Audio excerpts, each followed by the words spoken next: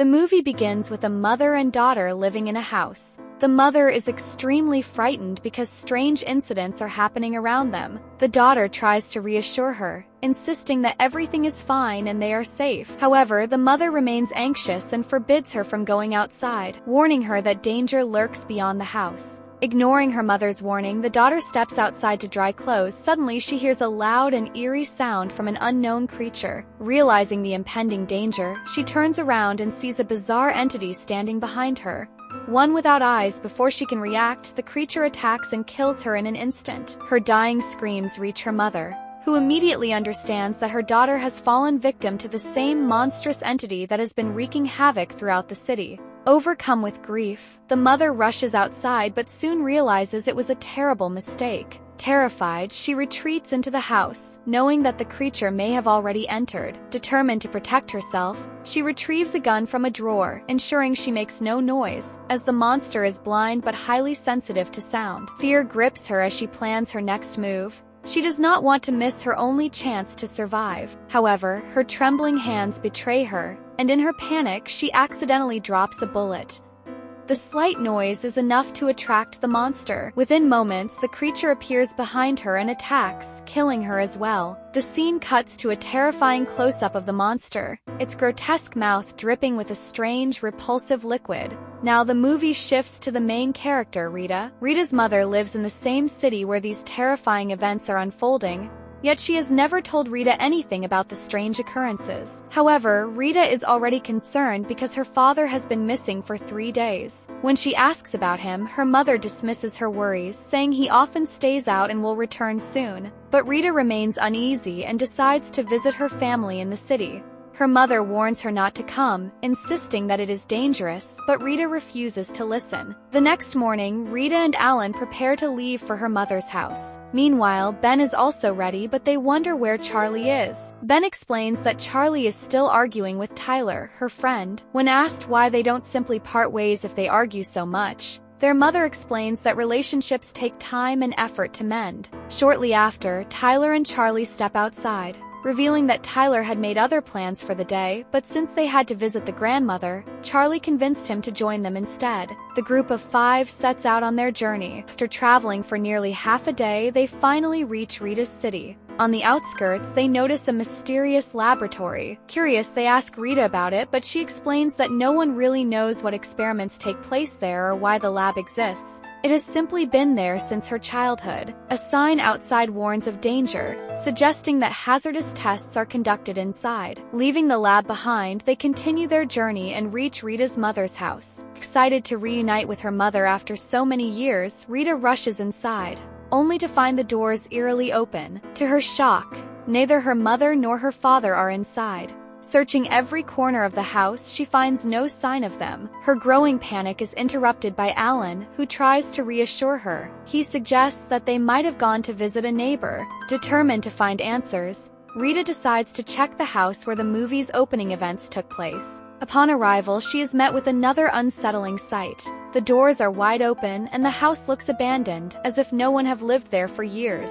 Calling out for someone, she searches the entire house but finds no one. The silence is unnerving. At this point, Alan speculates that perhaps Rita's father has fallen ill and is taken to the hospital. As they are about to leave, they notice bloodstains scattered across different parts of the house. A deep sense of dread settles over them. They cannot understand what has happened in this house, or more disturbingly, in the entire city. For the time being, Rita decides to return home and informs her children that they will go to the hospital to search for her mother. Ben insists on accompanying them, and they reluctantly agree. However, as soon as they get into the van to leave, the vehicle, which had been running perfectly fine, suddenly stops working. Ellen is in complete shock. How is this even possible? He has brought it here after service, but there is no time to dwell on that.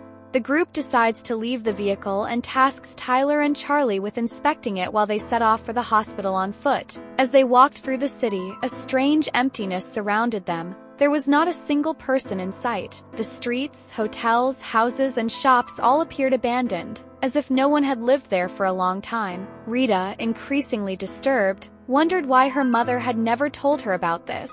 It has been years since she last visited, but has the entire population truly vanished? While searching for answers, they enter a restaurant where a fresh, bloody handprint is visible on the glass. Fear grips them as they cautiously step inside. In the kitchen, they find a man in a dreadful state, covered in blood, barely clinging to life. With his last breath, he warns Alan to leave immediately, insisting that staying here means certain death. He gasps out that it will come for them too. As soon as he finishes speaking, he succumbs to his injuries. Alan quickly realizes that some unknown entity has taken over the city, slaughtering its inhabitants. Back at home, completely unaware of the situation, Tyler and Charlie continue inspecting the van. Tyler is baffled by how the vehicle has stopped functioning despite everything appearing to be in perfect condition. Meanwhile, Charlie, growing restless, decides to leave for the nearby farm. As she walks through the deserted area, an eerie silence surrounds her. The farm is completely empty, void of any human presence. She enters absent-mindedly, and in a moment of carelessness, accidentally knocks over a bottle. The sound echoes through the stillness, an innocent mistake that can very well seal her fate. The monster has heard the noise. Terrifying shot of the creature's grotesque, gaping mouth is revealed as it enters the farm. Within moments, it appears in front of Charlie. She freezes in horror, paralyzed by fear. Desperate, she bolts into another room, only to be met with an even more horrifying sight. Her grandmother, cocooned and suspended from the ceiling, as if being preserved for later consumption. Upon seeing Charlie, the grandmother, still barely alive, warns her in a hushed voice.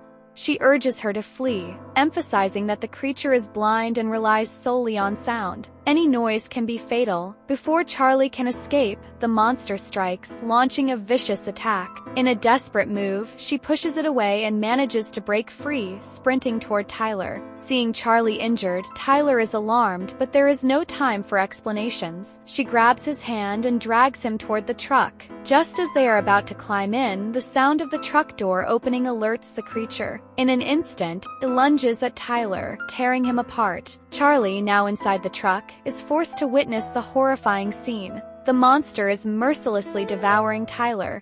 Unable to bear the sight, she slams the truck door shut. The monster, aware of her presence, begins furiously attacking the vehicle, but it is unable to figure out how to open it. Frustrated, the creature turns its focus back to Tyler's body. In a chilling moment, it lifts him and hurls his lifeless body against the truck, smearing blood across the window. Trapped inside, Charlie's terror only intensifies. That moment, Alan, Ben, and Rita arrive at the scene, determined to save Charlie. However, they are unaware that she has already fallen victim to the monster. Observing the monstrous handprints on the truck, they quickly realize that any sudden movement can put them in grave danger. As they cautiously step forward, a horrifying sight unfolded. The monster is still feasting on Tyler's remains. Rescuing Charlie becomes their top priority, but opening the truck will instantly draw the creature's attention. The safest option is to leave Charlie inside and hide within the nearby house. With no better alternative, they execute their plan, slipping inside the house as Alan quietly shuts the door behind them. Inside, Alan reassures Rita. He reminds her that the monster is blind and can only track them through sound. Their only choice is to stay silent, wait until morning, and then attempt to save Charlie and escape. Charlie, still inside the truck, can see her family from the window. Through what feels like an eternity, Alan carefully opens the door and steps outside. Believing that the monster has left, he quietly unlocks the truck, but the slight noise is enough to trigger disaster. Creature instantly turns towards them. Now, both Charlie and Alan are in immediate danger. Alan knows that there is no way for both of them to survive. Making the ultimate sacrifice, he instructs Charlie to flee the moment he makes a noise. Sticking to his plan, Alan lets out a loud scream. The monster immediately lunges at him, allowing Charlie the precious seconds she needs to escape. She runs toward the house, where Rita quickly grabs her and lays her on a bed. She is severely injured. Outside, Alan's fate remains unknown, and no one knows if he has survived or succumbed to the monster's attack. Checking on him is out of the question. It is too dangerous. Ben, overwhelmed with fear and confusion, turns to his mother and demands answers. In response, Rita reveals the horrifying truth. This nightmare is most likely caused by failed experiments at the secretive laboratory outside the city. The scientists have been trying to create a powerful weapon, but their project has backfired, leading to the birth of this monstrous entity. It must have overpowered them all, and now it is roaming freely. Charlie is in a terrible condition. Before losing consciousness, she manages to tell her mother, Rita, that the creature has trapped Grandma inside a cocoon in the shed and that she is still alive. This revelation shakes Rita to her core. She completely abandons Alan's plan of silently escaping at dawn. A new thought takes over. She has to save her mother. Turning to Ben, she instructs him to stay with Charlie while she goes to rescue Grandma. Meanwhile, Ben notices something horrifying. Teeth are beginning to emerge from Charlie's wounds. She is infected and slowly transforming into a monster. Charlie seems to realize this as well. Unaware of this, Rita gets to the shed and finds her mother in a terrible state, suspended inside the cocoon. She wants to rescue her quietly, but before she can act, the monstrous creature arrives. Knowing that any noise can mean death, she hides inside a water tank. However, the sound of water disturbs the silence and attracts the creature. Just as it is about to attack Rita, Ben arrives and makes a noise to lure the monster away. Creature slowly advances toward Ben, preparing to strike. But before it can attack, someone pulled Ben back. It is his father, Alan, who is still alive and has come to save him. Alan instructs Ben to escape and once again chooses to sacrifice himself for his children. As soon as Ben runs, Alan deliberately makes noise, drawing the monster towards him. This time, the creature attacks with such force that Alan has no chance of survival. Seeing this, Rita is devastated. She knows that her husband is gone and soon her mother will be too. Her only priority now is saving her son. She leaves Ben and runs, screaming loudly to attract the monster's attention away from him. She sprints towards the truck, climbs inside, and slams the door shut just as the creature enters with her. Inside the truck, the monster attacks Rita outside. Ben is struggling with what to do. He rushes back to see his father one last time and finds him barely alive. In his final moments, Alan tells Ben to escape, to save himself, and to remember them. Ben is completely shattered. His entire life has changed in a single day. His parents, sister, and grandmother are all gone. After his father passes away, he returns to his grandmother's house, where he locked Charlie earlier. Upon entering, he finds that Charlie has ended her own life, realizing that if she lived any longer, she would turn into a monster. Seeing his sister dead, rage consumes Ben. He decides to take revenge. From his grandmother's house, he grabs a gun, determined to kill the creature. He no longer cares about his own survival. He only wants justice for his family. Ben knows that the monster is still inside the truck. The moment he opens the door, it will emerge. He isn't sure if a bullet can kill it, but he is ready to try. As soon as he opens the truck, fate intervenes. The army arrives to capture the creature. But they are too late. By the time they got there, the monster had already wiped out the entire city. A soldier pulls Ben away from the creature. Dazed and confused, Ben glances at his arm. Teeth are beginning to emerge from his wounds. He too is infected. Soon he will turn into one of them.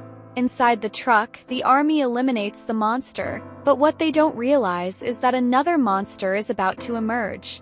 With this lingering mystery, the story comes to an end. I hope you liked my video. If you did, please like and share it. And if you're new to the channel, don't forget to subscribe. We keep bringing such content regularly. Peace.